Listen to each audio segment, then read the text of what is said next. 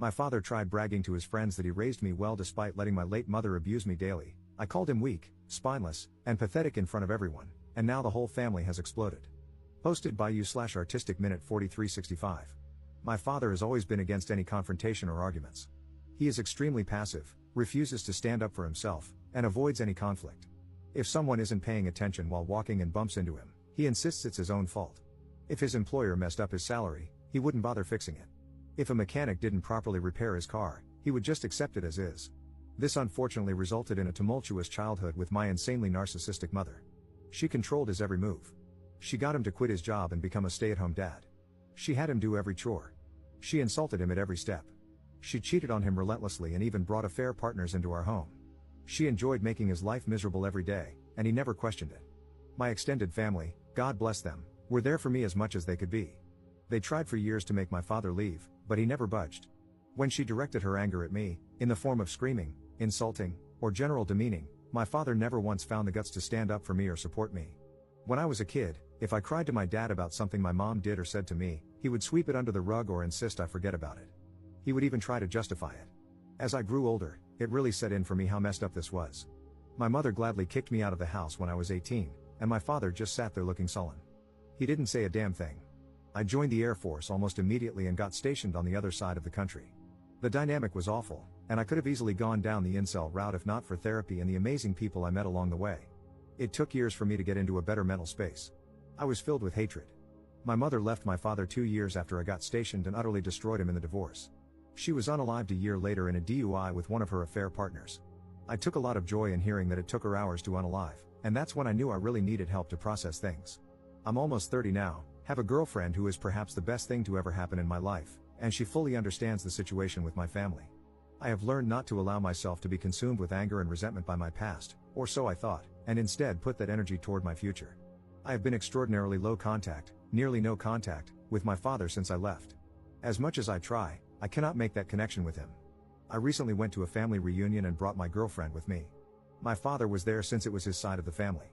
They have many issues with him, but he's family, so whatever, I guess. I made sure to avoid him. I was chatting with my uncles when I heard my father talking in the background.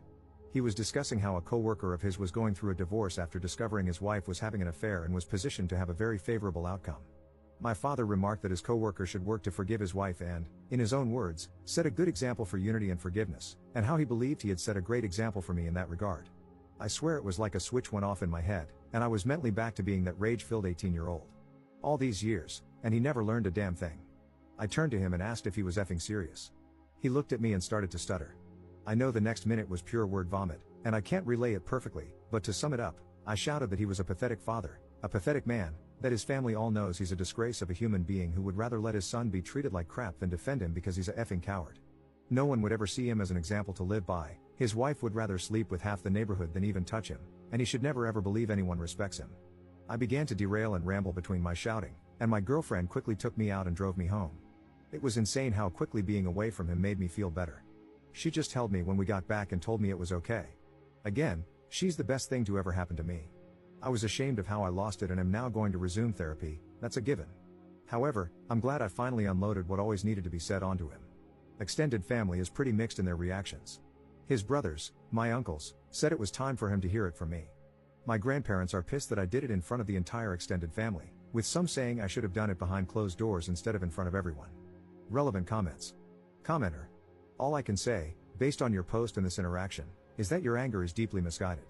You're failing to recognize the truly horrifying thing. You're behaving like the very mother you should actually hate. Ops response. Oh, trust me, I fully hate her as well, but she's gone, and there's no use holding a grudge against a dead person. I had hoped, though, that after his son made him an outsider in his life, his family openly joked to his face about his failings as a father, his ex-wife drained him of everything and left him starting over in a one-bedroom apartment, and his friends slowly left him one by one out of embarrassment, that maybe, just maybe, he would have had at least one moment to reflect and consider that he should have done things differently. Update 2 days later. Thanks for the advice and recommendations, even among some of the responses calling me the jerk. However, some of them needed to be addressed because they were either hilarious or cringe-worthy. Some of the responses were very angry, and they confused me at first, until I saw their comments further down or checked their profiles and saw rants about double standards or complete non-sequitur ramblings about women. So yeah, not helpful advice, but they served as great dark reflections of how I could have turned out if not for the support in my life. Some attempted to portray my dad as a humble, kind, caring, sensitive old man, and made it seem like I was just being a big bully. This was a good insight into how enablers of abuse get away with so much in today's world, because so many people forget that they are part of the abuse themselves. Others tried to mentally dissect me or have a gotcha moment to pull apart my story. That was generally asinine, and I had to step away from those before they asked for my cranial measurements or something. So, it was pretty much the next morning when I realized I needed to address the events of the night before. I first spoke to my girlfriend and gave a sincere apology for having her see me like that. She reassured me that nothing was wrong. She's known me for years, has always known me to be level-headed, and understands why I snapped. She has her own history of dealing with narcissistic families, so she absolutely understands the dynamic. She only really suggested that it would be best to work on spending time around my extended family since my father will always be there. I told her not to worry, that I would immediately talk to them afterward to figure that out. So, that part's fine. I may have looked kind of like a jerk in front of her, but I'm making sure that doesn't happen again. I also informed her of my intentions to resume therapy to keep myself steady, which she was happy to hear.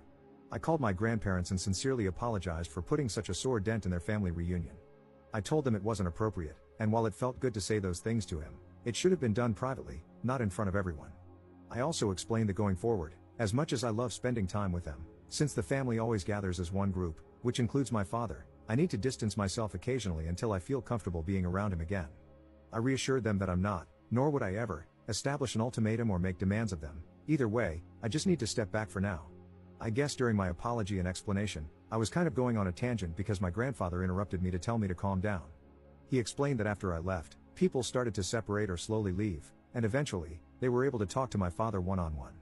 Apparently, seeing me freak out led to my grandmother having a mini freak out of her own when she spoke to my father, which resulted in her kicking him out. While I have a great relationship with both of my grandparents, my grandmother has always been extra protective of me, so seeing me that way must have set off a fire in her. My grandfather then said that it's become a bit of an open family secret that my father is failing. His brothers taunt him about it, and they generally don't have a great relationship with him, while for my grandparents, it's always been uneasy. But seeing me the other day and how much it still affects me has really clicked for a lot of people that the situation was truly bad. They began to apologize, saying they were sorry if they didn't do enough, to which I very adamantly responded that they did more than anyone could have expected. It got very emotional for a minute, but it culminated in them telling me that they've decided to distance themselves from my father for the time being. They've given him the ultimatum that unless he does some deep introspection and regularly goes to therapy, that distance may become permanent. My extended family, I've been told, are going to try and reach out or call, but I asked my grandparents to relay to them that it's not necessary, and that I'm fine and sorry for ruining the day. Once again, they told me I shouldn't apologize for being hurt. Since then, a few extended family members have sent some messages, with the general consensus being that it's okay, though some older members are complaining about my lack of respect toward my father. And finally, I texted my father, hoping to meet at a local coffee shop for a final talk. When I met him, he didn't look good. I think his parents tearing into him finally got the message through. I had so many things I could have said, but instead, I asked him first if his coworker took the advice he gave him well. He just said that neither the coworker nor several others interact with him anymore. I then asked if he truly, 100% believes that everything he did for me as a child was for my benefit. He didn't really say anything. Finally, I asked if he has any regrets about how I was treated as a child and whether he thinks he did anything wrong. He looked utterly defeated and mumbled that he could have done more. I could have poked and prodded or gone on another rant, but instead, I told him this should be goodbye, and I hope he gets the help he needs. I think finally unloading my frustrations was what I needed to be able to move on and find peace. I absolutely need to stay on track with therapy and admit that a public outburst wasn't okay, but I think I'll be fine now. Second update 3 weeks later. Things have progressed over the last couple of weeks, and I now have broader context about my family. Long story short, a lot was hidden from me. My father was an absolute D-bag to his family, and that's why they treat him the way they do. I received a lot of feedback, and one thing that stood out was people questioning whether my extended family could have contributed to the abuse, which could explain why my father was so feeble. Since I've been trying to work on my relationship with my family, I figured it was time to ask the hard questions before going further. I met with my dad's brothers, who invited me out to a popular lunch spot. For context and clarity, Dale is the oldest brother, he is married and has a daughter and a son.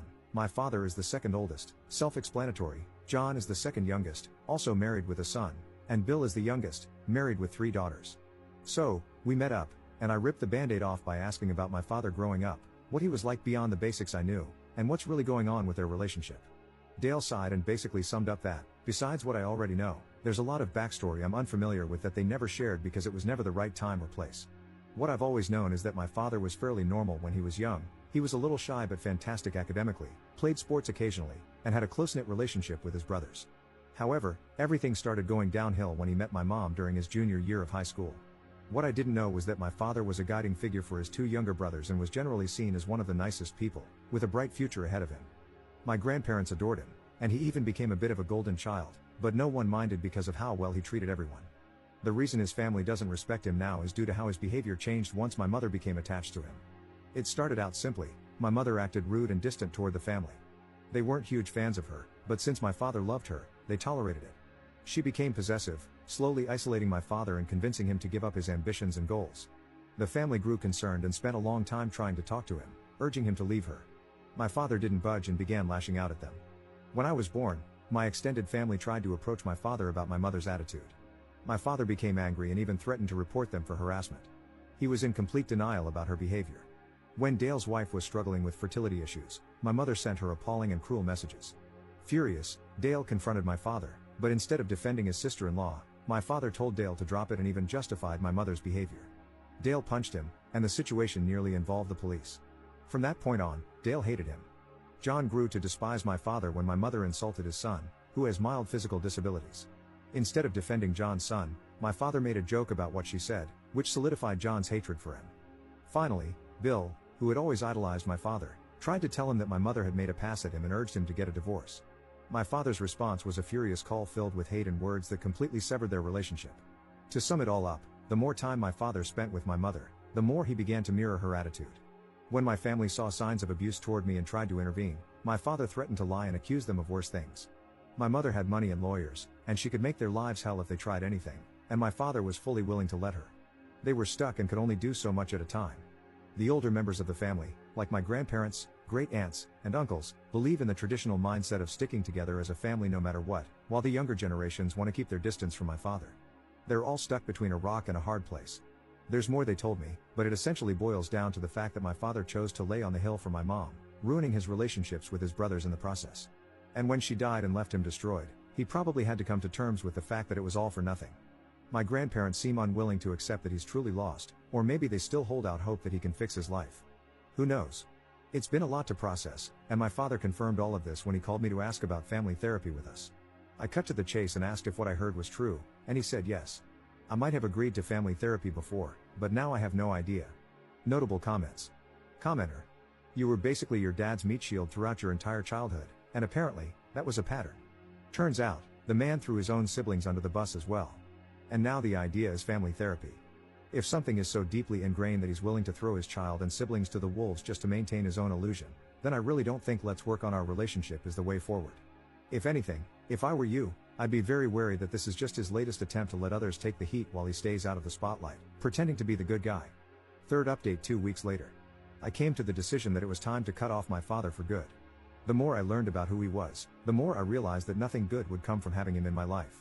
I'm also going to put some minor distance between myself and my extended family on his side until I can process things more. There's just a lot to work through there. I met up with my father one last time in a coffee shop to talk things over. I asked him one last time, why? Why did he do all this? Why did he let his wife treat everyone like crap? Why did he treat his family and me like crap for her? Why did he do all this? He tried to weasel his way out, but I absolutely demanded to know. And he basically answered that it was because he loved her.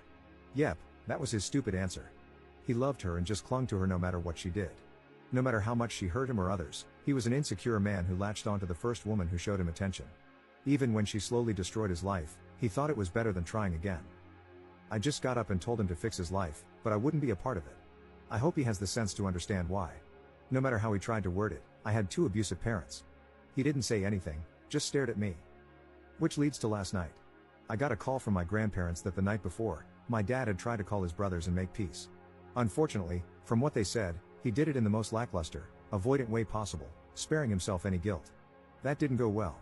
After recent events and old wounds being dug up, they gave him a verbal lashing that made mine look microscopic in comparison. My dad hung up and lost his crap, decimated his entire apartment before packing up what was left and driving off. They only found out because one of his brothers came to check on him.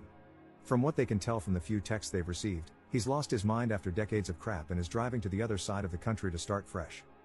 Also, from the minimal communication they've had with him, he's acting incredibly vile toward them, and they say he seems to be acting just like my mother. Edit. Things are progressing/spiraling very quickly, and I'm expecting this whole insanity parade to come to a conclusion within a few days at this rate. I won't make any real update until I have all the facts, but I'm just glad I made the decision to move on. Fourth update 3 months 2 weeks later. For those who stuck around, I'd say it's over and as wrapped up as it can be. My girlfriend/fiancé and I are getting married later this year. My father is alive. He lost his crap and spiraled, but a couple of weeks later, he came back. His apartment obviously barred him from returning and is pursuing legal and financial damages against him. He has no job anymore and is staying with my grandparents. He has hit rock bottom and has finally taken responsibility for his life, his choices, and his damaged relationships. It's too late for a lot of the family, but his parents are seemingly offering some help now that he's finally trying to fix things. However, the extended family as a whole has kind of blown up. My father became a mascot for deeper family issues that had been worsening over time. There are far too many to go over, but when he was finally called out, everyone realized there was no use in ignoring everything else going on. Minor feuds have formed, some people aren't speaking to each other, and some have entered marriage counseling and family therapy. People don't want to live by the but family mentality anymore. My fiancé and I have decided to distance ourselves. We were kind of disappointed, as we had hoped that since her family is insanely toxic, we could lean on mine. But I've come to realize mine has far too many issues to be reliable. Thankfully, we have a fantastic group of friends, so we'll be fine. And that's about it. I'm wrapping this up and moving on to a far less bitter lifestyle.